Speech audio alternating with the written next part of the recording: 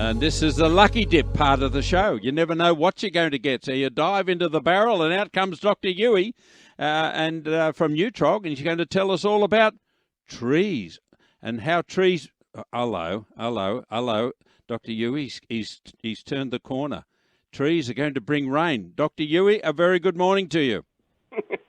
Hi, Graham. Yeah, I'm pretty sure that, everyone is aware about how trees cool the environment. I mean, you just have to spend a little bit of time in summer in the shade of a few large trees and you'll see how much lower that temperature is. And that's because as the trees take the water out of the ground, they move it up into their leaves. Here it evaporates and you get evaporative cooling. It's the same reason why your lawn feels cool even on a hot day. So trees cool the local environment. With enough trees around, you get cooling over a large area. And obviously we know that colder air can hold less moisture, and therefore you get rain. It's simple enough.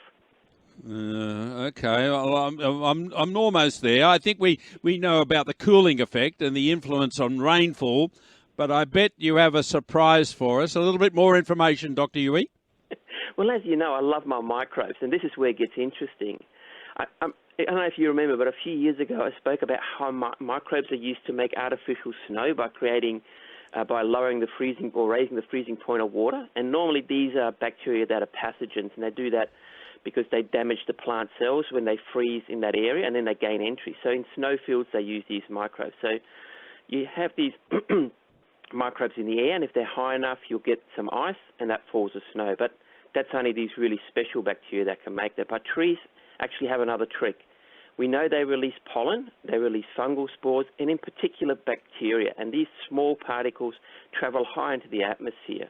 And up there, they act as what's known as sites of nucleation. So that really just means that water molecules start to gather around these particles. And particular bacteria, excuse me, they're much lighter than, say, pollen, so they travel further up.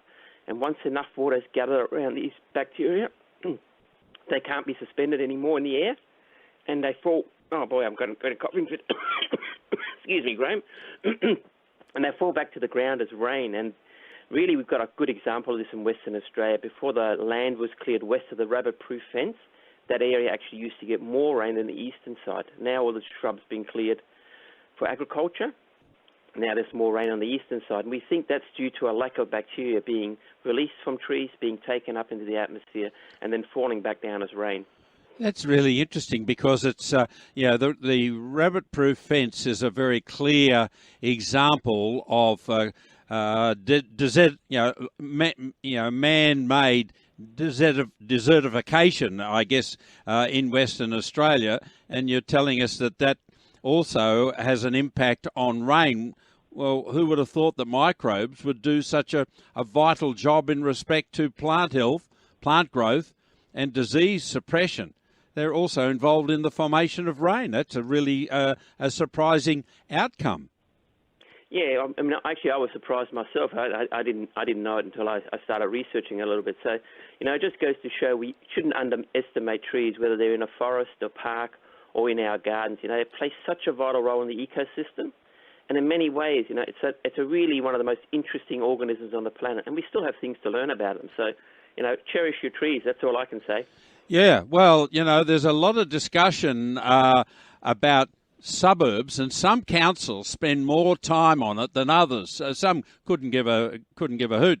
Other councils, and I know our council that I live in, they are concerned about how much greenery and how much tree cover they've got, and they're saying, we've got to increase it by 20% in a particular period. It might be 3 years or 5 years. And other councils, they don't even know how much greenery is covering their area.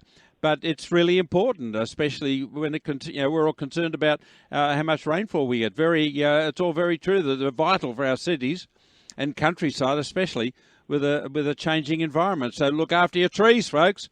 One of the best ways to do this is to ensure that, of course, that they're well fertilised, and regularly looked after. Sudden impact for lawns, and how I use it so much. It actually makes an ideal fertiliser for most of your ornamental trees, your hedges as well.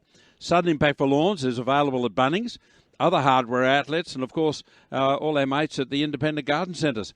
Thank you for that, Yuri. Really important. I had no idea that combination, when all those trees all work together, they have the influence on rainfall. It's really important. Thank you for that, Dewey, this morning. Not a problem, Graham. Yeah, it is quite surprising what they can do when you get them en masse. So. Yep, that's what it's about.